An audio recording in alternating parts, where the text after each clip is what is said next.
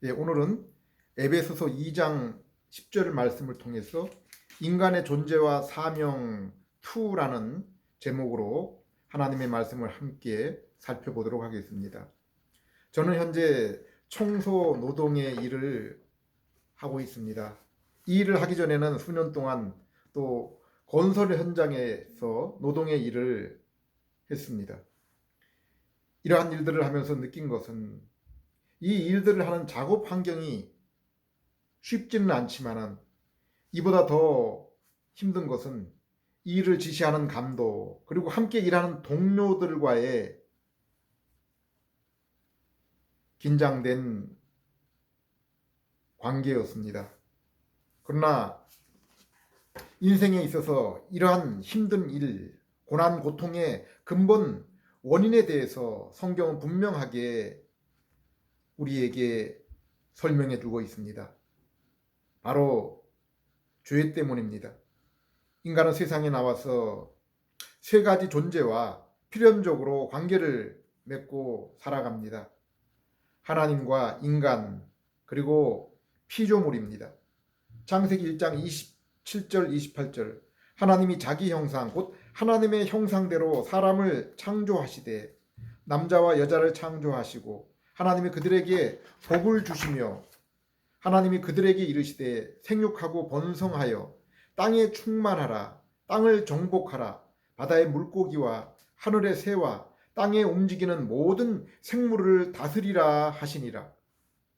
이 구절을 보면은 우리는 하나님, 인간, 피조물의 존재를 알 수 있습니다. 곧 하나님은 창조주이시며 만물을 주관하시는 분이신 것을 알 수 있습니다. 그리고 여기서 하나님은 자신을 우리라고 했습니다. 한 분 이상임을 알 수 있습니다. 우리는 성경을 읽으면 하나님은 성부, 성자, 성령 세 분이신 것을 알 수 있습니다. 또한 성경은 하나님은 한 분, 곧 유일하신 하나님이시라고 말씀하십니다. 신명기 6장 4절 이스라엘아 들으라 우리 하나님 여호와는 오직 유일하신 여호와시니 하나님은 유일하신 분이라고 했고 그 이름을 여호와라고 했습니다. 이 이후로 아브라함과 족장들이 여호와를 하나님의 이름으로 불렀지만은 모세에게는 그 이름의 의미를 처음으로 알려주셨습니다. 그리고 예수님 또한 사람들이 예수님에 대한 그 존재에 대해서 물으실 때 내가 바로 그니라 I am who I am 이라는 대답으로 자신이 바로 스스로 계신 하나님이심을 나타내십니다. 피조물인 인간이 스스로 계신 창조주, 주관자 하나님을 알도록 하나님은 우리에게 하나님께 나아가도록 우리 하나님을 만나도록 우리에게 언약을 주신 것입니다. 우리가 지금 읽고 있는 성경이 하나님이 우리에게 자신을 나타내시고 약속하신 언약의 책입니다. 그래서 구약, 신약 성경을 옛 언약, 새 언약의 책으로 부르는 것입니다. 그리고 하나님이 성경을 통해 보여주신 언약의 본질은 바로 예수 그리스도이십니다. 로마서 1장 2절 이 복음은 하나님이 선지자들을 통하여 그의 아들에 관하여 성경에 미리 약속하신 것이라. 그리고 이 복음에 대한 최초의 언급은 아담이 범죄한 후 하나님이 주신 창세기 3장 15절의 말씀입니다. 내가 너로 여자와 원수가 되게 하고 내 후손도 여자의 후손과 원수가 되게 하리니 여자의 후손은 내 머리를 상하게 할 것이요 너는 그의 발꿈치를 상하게 할 것이라. 우리는 하나님의 이 최초의 언약이 예수님이 십자가에 달리는 사건을 통해서 이루어지게 되는 것을 신약의 복음서와 서신서를 통해서 알 수 있습니다. 사복음서는 예수님의 이 땅에서의 생애와 그 마지막 십자가 사건에 대해서 이야기하고 있습니다. 그리고 사도들의 서신서는 예수님이 왜 이 땅에 오시고 십자가와 함께 우리를 위해서 무슨 일을 하셨는지 그 의미를 설명해 주고 있습니다. 그리고 구약 성경에 노아, 아브라함, 모세와 다윗의 언약은, 다윗에게 주신 언약은 장차 예수님이 이루실 이 언약에 대해서 미리 보여주신 것입니다. 이렇게 우리는 하나님의 존재 그리고 하나님의 형상을 입고 서로가 형제로서 교제하며 하나님이 주신 세상에 충만하도록 채우며 피조세계를 다스릴 존재와 사명을 가진 것입니다. 하나님이 지으신 만물에 아담이 그 특성을 따라 이름을 짓도록 하신 것을 보면은 하나님은 아담에게 이 사명에 걸맞는 능력, 곧 복을 주신 것을 알 수 있습니다. 이 사명을 이루기 위해서 하나님은 결혼, 노동, 그리고 안식을 인간에게 주신 것입니다. 즉 아담은 세상을 다스리는 왕이요 하나님과 교제하는 제사장이었습니다. 그리고 아담에게 에덴 동산 가운데 있는 선악과 열매는 먹지 말라는 금지 명령은 비록 아담이 이 세상의 왕으로 그리고 하나님과 친구처럼 교제하는 제사장일지라도 자신의 피조물로서의 존재로서 그 경계를 정해 놓으신 것입니다. 그래서 전도서 12장 13절에는 인생의 존재 목적에 대해서 이렇게 말씀하고 있습니다. 일의 결국을 다 들었으니 하나님을 경외하고 그의 명령을 지킬지어다. 이것이 모든 사람의 본분이니라. 하나님은 모든 행위와 모든 은밀한 일을 선악간에 심판하시리라. 인간은 하나님의 형상을 입은 하나님과 교제하며 피조세계를 다스리는 왕 같은 존재이지만은 자신이 어디서 오게 되었는지 존재의 원인과 사명 또한 기억해야 했습니다. 곧 나는 누구인가? 그러면 나는 이제 어떻게 살아야 하는가 하는 존재와 사명에 관한 문제입니다. 사람은 이 땅의 피조 세계를 섬기는 왕과 제사장으로 하나님을 경외하며 형제를 서로 사랑하고 피조 세계를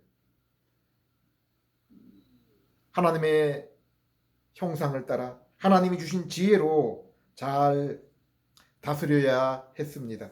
곧 하나님이 정하신 선악의 기준에 순종하며 살아야 했습니다. 그런데 동산에 몰래 침입한 마귀의 유혹에 귀를 기울이고 그만 선악과를 따먹고 만 것입니다. 이것의 의미는 선악과를 따먹은 그 의미는 자신이 하나님처럼 되려는 그 마음 때문이었음을 보여주고 있습니다. 하나님 영광보다 자기의 영광을 위한 일이었습니다.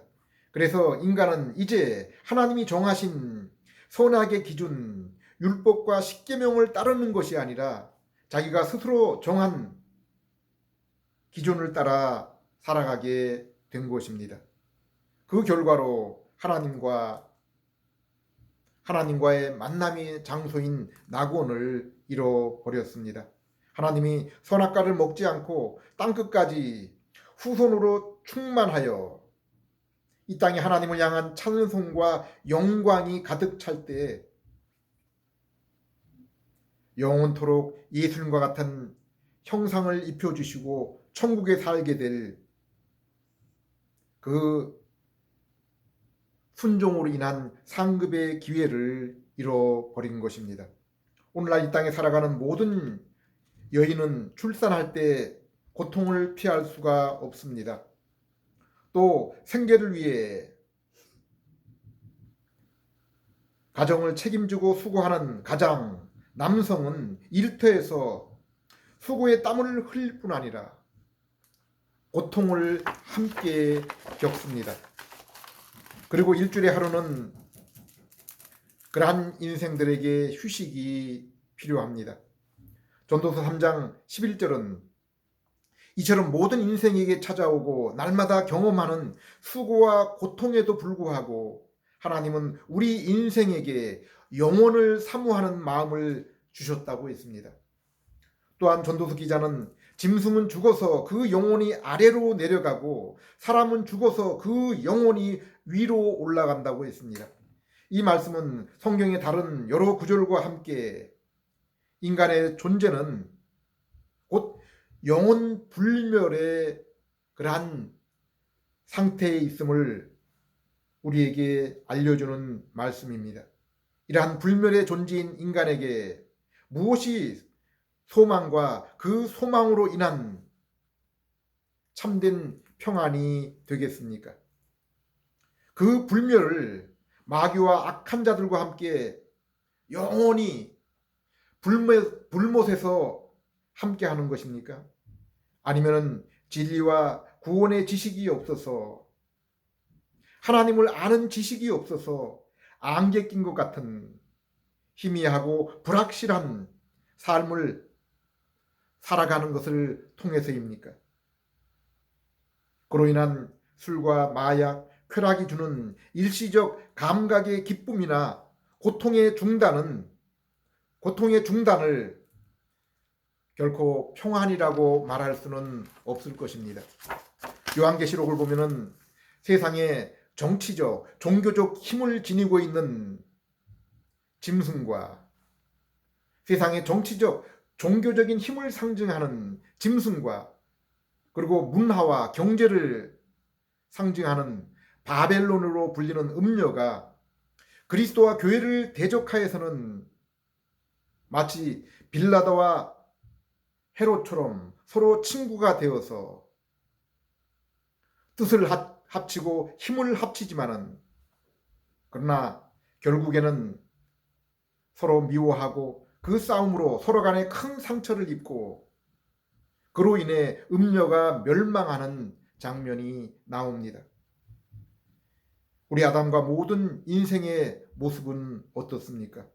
스스로를 하나님처럼 여기며 자신의 삶의 기준을 스스로 만들고 정하여 살아가는, 그리하여 하나님이 없고 낙원에서 쫓겨난 이러한 인간 공동체의 그 모습의 실상은 어떻습니까? 창세기의 앞부분을 보면은 하나님과의 교제가 끊기고, 아니 스스로 하나님의 낯을 피하고 하나님께 예배드리며 함께 동행했던 낙원을 떠난 아담과 그 후손들이 만들어가는 세상의 모습을 한번 보십시오. 그들은 그들 눈에 보기 좋게 성을 쌓습니다. 또한 철로 농기구와 화살을 만들어 농작물의 수확과 사냥의 효과를 높입니다. 악기를 만들고 작곡을 하며 또 인기 있는 영웅들이 나타나서 문화와 예술을 융성하게 만듭니다. 그러나 인간이 만든 첫 번째 세상의 그 마지막, 그 절정은 어떠했다고 했습니까? 온 땅에 포악과 강포가 휩쓸고 가득 찼다고 했습니다. 그래서 하나님은 인간 스스로 그들의 그 자율에 맡겨서는 결코 하나님이 계획하신 구원에 이룰 수 없음을 아시고, 하나님이 우리에게 주신 그 언약을 이룰 수 없음을 아시고 첫 번째 세상을 홍수로 멸망시킵니다. 그러나 노아를 통해 새롭게 지은 그 세상 또한 옛 세상과 별반 다르지 않은 것을 우리 하나님은 알고 계셨습니다. 그래서 그들 또한 하나님이 간섭하지 않으시고 은혜를 베풀지 않으시면은 온 땅이 얽막하지 않아 죄악으로 가득 차고 스스로 멸망하게 될 것을 아셨습니다. 창세기 8장 9절 10절 여호와께서 그 향기를 받으시고 그 중심에 이르시되 내가 다시는 사람으로 말미암아 땅을 저주하지 아니하리니 이는 사람의 마음이 계획하는 바가 어려서부터 악함이라. 내가 전에 행한 것 같이 모든 생물을 다시 멸하지 아니하리니 땅이 있을 동안에는 심음과 거둠과 추위와 더위와 여름과 겨울과 낮과 밤이 쉬지 아니하리라. 하나님은 구원 얻을 백성이 그 언약을 이루실 구원 얻을 백성이 언약을 이루실 예수님을 통해 모두 영생을 얻을 때까지 이 땅을 저주하시고 심판하지 않으실 것을 약속하십니다. 그래서 하나님은 일반적인 은혜로 의인과 악인 모두에게 햇빛과 비, 사계절, 곡식을 주시고 또한 가정과 국가의 기능을 통해서 죄를 억제하십니다. 또한 첫 세상에서 아벨 그리고 셋의 후손을 통해 믿음의 계보를 이어가면서 어둠의 세상에 한 가닥 소망의 빛을 비추셨습니다. 그리고 노아를 통해 새로운 세상에서 노아조차 술에 취해 자녀들이 범죄를 일으키는 그 원인을 제공합니다. 그로 인해서 얼마 가지 않아 노아의 후손들이 바벨탑을 쌓아서 아담처럼 하나님의 주권과 간섭에서 벗어나려고 합니다. 하나님은 그들의 하나된 언어를 흩으셔서 70개의 각 족속과 민족을 이루어 죄가 급속히 확장되는 것을 억제하십니다. 그리고 그곳에서 아브라함을 불러내어 새 민족, 새 땅, 그리고 하나님의 복, 곧 하나님의 임재 가운데 살아가도록 은혜를 허락하시고 아브라함을 통해서 모든 민족이 복을 얻게 하십니다. 정확히 말씀하면 아브라함의 후손으로 오실 예수 그리스도를 통해서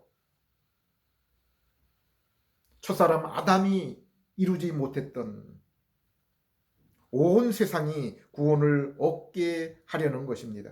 갈라디아서 3장 8절 또 하나님이 이방을 믿음으로 말미암아 의로 정하실 것을 성경이 미리 알고 먼저 아브라함에게 복음을 전하되 모든 이방인이 너로 말미암아 복을 받으리라 하였느니라. 16절 이 약속들은 아브라함과 그 자손들에게 말씀하신 것인데 여럿을 가리켜 그 자손들이라 하지 아니하고 오직 한 사람을 가리켜 내 자손이라 하셨으니 곧 그리스도니라. 아브라함에게 창세기 12장 1절에서 3절에 약속하신 새 민족, 새 땅, 하나님의 임재의 복이 400년 후에 모세를 통해서 이스라엘에게 이루어졌습니다. 모세는 이스라엘을 죄악의 세상 애굽에서 구원하여 약속의 땅으로 인도하였고 광야에서 성막을 지어 이스라엘 민족 한가운데 위치한 성막을 통해서 그들 가운데 하나님이 함께 하심을 나타내었습니다. 그러나 하나님은 모세를 통해 시내산에서 율법이라는 옛 언약을 주시고 이스라엘이 그 율법에 순종할 때 복을, 불순종할 때 저주를 내리신다고 했습니다. 그러나 아담이 아무런 죄도 짓지 않고 죄책과 죄성이 없는 상태에서도 선악과 금지의 그 율법을 지킬 수 없었는데 아담의 죄로 인해 죄성을 지닌 인간이 비록 하나님이 택하신 이스라엘로 하나님이 특별히 애굽에서 구원하시고 수많은 이적을 보이시고 지금도 밤낮으로 구름기둥 불기둥으로 그리고 성막을 통해서 하나님의 임재를 보여주시고 날마다 사막 한가운데서 만나와 메추라기로 그들을 먹인다고 해도 이스라엘이 결코 그 율법을 지킬 수 없습니다. 이 율법은 인간이 이스라엘이나 아담이 아닌 그 이상의 상태와 인간이 그 이상의 상태와 조건이 되어야 비로소 지킬 수가 있는 것입니다. 모세가 시내산에서 이 율법을 받았을 때 모세는 죄 없는 아담도 에덴 동산에서 하나님과 날마다 동행했던 그 에덴 동산에서도 지킬 수 없었던 것을 이스라엘이 결코 지킬 수 없음을 알았습니다. 오직 이스라엘이 마음의 할례, 곧 각자의 그 마음에 하나님이 율법을 새겨 주실 때까지는 결코 이스라엘이 율법을 순종할 수 없음을 알고 있었습니다. 그리고 모세가 예상한 것처럼 이스라엘은 율법에 불순종하여 광야 1세대는 약속의 땅에 들어가지 못했고 그의 후손들만 가나안에 들어갔고 그들 또한 율법에 불순종하여 가나안 땅을 빼앗기고 바벨론에 끌려갔고 그들의 죄악으로 택하신 이스라엘에서 하나님이 떠나셨고 성전마저 파괴되어 사라지게 되었습니다. 그러나 하나님은 다윗에게 사무엘하 7장 16절에서 다윗의 후손을 통해 그 나라와 왕위가 영원히 보존되며 경고하리라고 언약하십니다.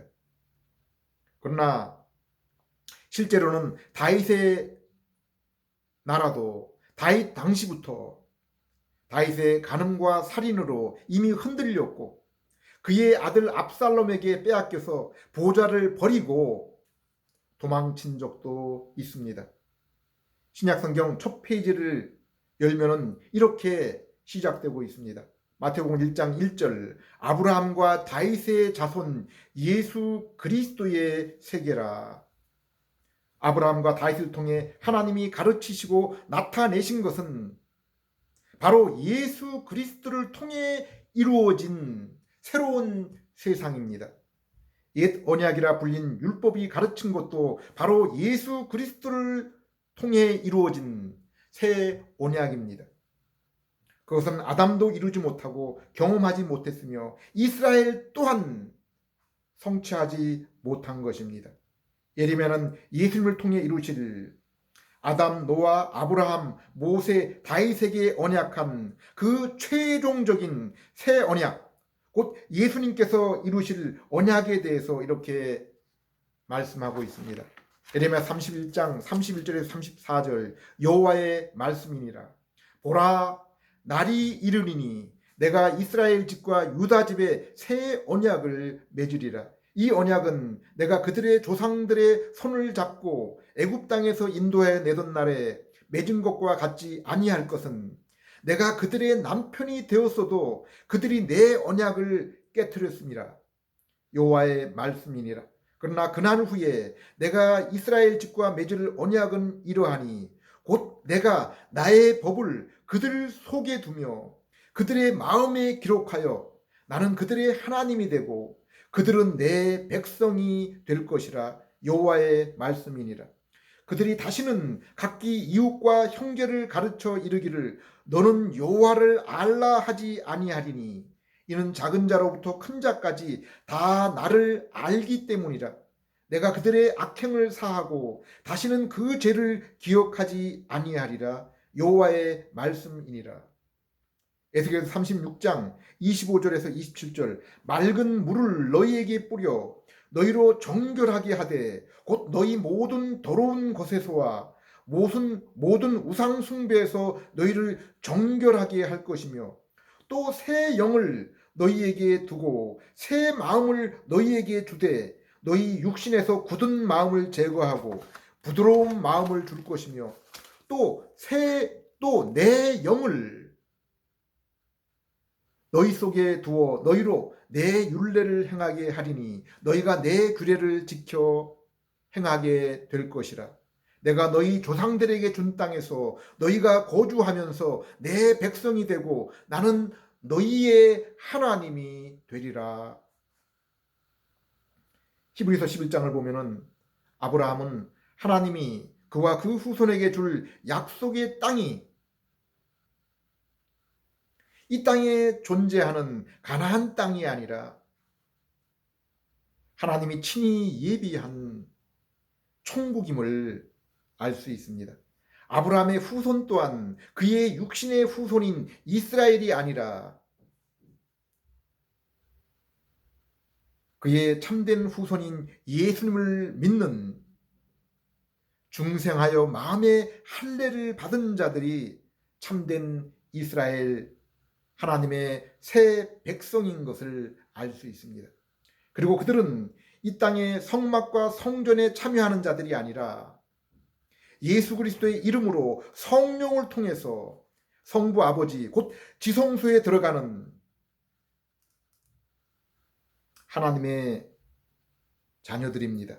그래서 날마다 성령님이 주시는 중생한 새 마음으로 진리의 말씀을 따라 영으로 심령으로 하나님의 얼굴을 뵈며 예배를 드리는 자들입니다. 히브리서 11장을 보면은 이러한 참된 예배 곧 마음의 할례를 받고 마음의 율법을 새긴 중생한 성도들의 교회와 예배는 이미 아벨 때부터 시작이 되었다. 아벨 때부터 있었다고 했습니다. 히브리서 3장 18절 19절을 보면은 하나님의 말씀에 순종하는 것과 믿음은 동일한 것이라고 말씀했습니다. 요한 1서에서도 하나님을 사랑하면은 그 계명을 순종한다고 했습니다. 갈라디아서도 참된 믿음은 사랑으로 나타나는 것이라고 했습니다. 그러므로 아담도 하나님을 진실로 믿고 신뢰했으면은 선악과 계명을 지켰을 것입니다. 출애굽 이스라엘도 마찬가지입니다. 율법의 중심은 십계명입니다. 그리고 십계명은 하나님 사랑, 형제의 사랑으로 요약됩니다. 우리가 하나님을 사랑하여 믿음으로 하나님을 경외하면은 형제를 사랑하지 않을 수 없습니다. 그래서 요한일서 5장 1절에 5장 1절 2절에서 우리가 하나님에게서 난 자들 곧 은혜로 중생한 자들이면은 우리는 우리를 낳으신 하나님을 사랑하며 계명을 지키는 자들인데 이러한 사람은 하나님으로부터 함께 난 형제들을 또한 사랑하게 된다고 했습니다. 그러나 로마서 1장을 보면은 하나님을 미워하고 우상을 숭배하는 자들은 또한 형제를 사랑하지 않고 미워하며 살인과 음란과 각종 더러움과 행악을 일삼게 된다고 했습니다.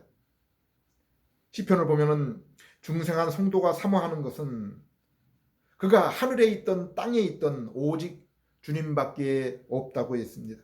그리고 이 땅에서 예수 그리스도의 진리 가운데 있는 형제와의 교제를 기뻐하며 즐거워한다고 했습니다.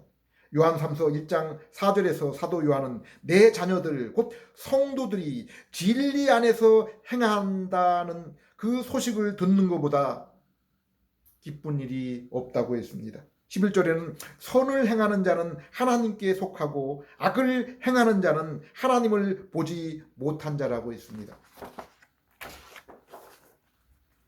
성경을 읽다 보면은 아가서, 전도서, 욥기는 우리가 읽고 이해하기가 쉽지 않습니다.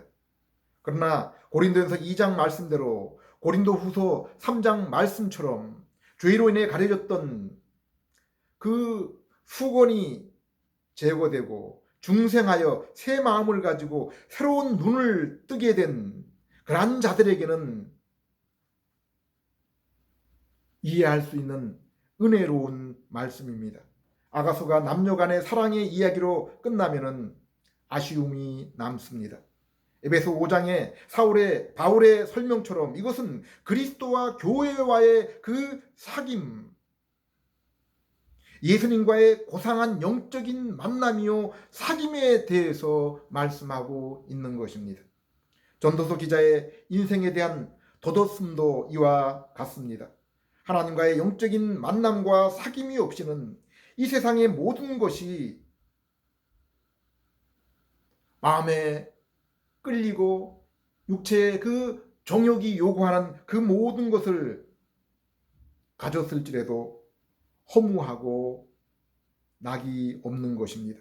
오직 참된 마음은 하나님과의 그 만남을 통해서 오는 것이기 때문입니다.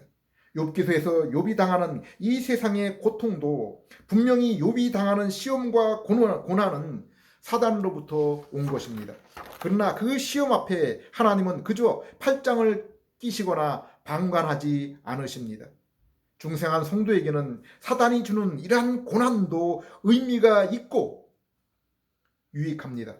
그로 인해 우리의 영적 성품을 더욱 성숙시켜 주님과의 더욱 친밀한 교제로 우리를 욥을 인도하고 있기 때문입니다. 에베소 2장 1절에서 10절을 보면은 모든 인생은 죄 가운데 이제 사망과 생명의 선택의 두 길의 귀로 가운데 있음을 알 수 있습니다. 여기에서 개인의 인생 문제뿐 아니라 인류 전체의 고민과 선택의 문제가 있습니다. 서두에 말씀드린 것처럼 우리는 세 가지 존재와 관계를 하며 살아가고 있습니다. 하나님, 인간, 피조물입니다. 여기 그 가운데 있는 인생의 존재와 사명에 대해서 우리는 어떠한 대답을 가지고 있습니까? 성경은 우리에게 그 해답을 가르쳐 주고 있습니다. 인생이 궁극적으로 영원토록 지향해야 될 것이 무엇인지를 우리에게 말씀해 주고 있습니다. 아모스 선지자는 너희는 무엇보다도 힘써 여호와를 알라고 했습니다. 에레미야서 9장 23절 24절에 너희는 다른 무엇보다도 우리 하나님이 누구신지를 아는 것과 하나님이 인자와 공평과 공의의 성품을 지닌 분이심을 깨닫는 것, 깨달아 알게 된 것을 자랑하라고 했습니다. 에베소 2장 1절에서 10절을 보면은 죄 가운데 있는 현재 우리의 모습 가운데는 전혀 소망이 없는 것을 알 수 있습니다. 우리는 죄의 아비인 마귀의 종노릇을 하며 살아가고 있습니다. 그리고 우리의 일상의 모습, 본능을 한번 보십시오. 육체의 욕심과 마음에 원하는 것을 따라 그것을 추구하며 살고 있는 자신의 모습을 발견할 수밖에 없습니다. 그리고 그 결과는 하나님의 진노의 심판, 영원한 불못이라고 했습니다. 그런데 아담과 모든 인류에게 하나님의 은혜와 긍휼이 있습니다. 우리의 첫사람 아담이 죄를 지을 때부터 제공하신 긍휼, 우리가 언약이라고 부르는 약속입니다. 곧 우리 죄를 대신 짊어지시고 아담이 이루지 못한 순종을 대신 이루신 예수님의 순종과 십자가입니다. 우리가 이 언약의 실체에 예수님을 믿을 때 허물과 죄로 죽은 우리가 살아나서 예수님과 함께 보좌 우편에 앉게 되는 것입니다. 그리하여 예수님이 이루신 왕과 제사장으로 영원히 그분과 함께 왕으로 제사장으로 사명을 이루며 사는 것입니다. 10절에 우리는 그가 만드신 바라 그리스도 예수 안에서 선한 일을 위하여 지으심을 받은 자니 이 일은 하나님이 전에 예비하사 우리로 그 가운데 행하게 하려 하심이니라. 하나님은 아담과 우리 인생 모두에게 이 일, 곧 하나님 앞에 선한 일을 하도록 하나님의 뜻에 합당한 삶을 살도록 그분의 형상으로 우리를 지으신 것입니다. 그리고 이제 아담과 이스라엘이 실패했지만은 성령으로 중생하여 마음의 할례, 곧 마음의 율법이 새겨진 성도는 이제 그리스도 안에서 왕으로 제사장으로 능히 그 일에 합당한 자가 된 것입니다. 미가서 6장 8절 사람아 주께서 선한 것이 무엇임을 내게 보이셨나니 여호와께서 내게 구하는 것은 오직 정의를 행하며 인자를 사랑하며 겸손하게 내 하나님과 함께 걷는 것이 아니냐. 우리는 제사장으로 겸손히 우리 하나님과 동행하고 있습니다. 그리고 왕으로 인자와 공의를 행하며 살아가고 있습니다.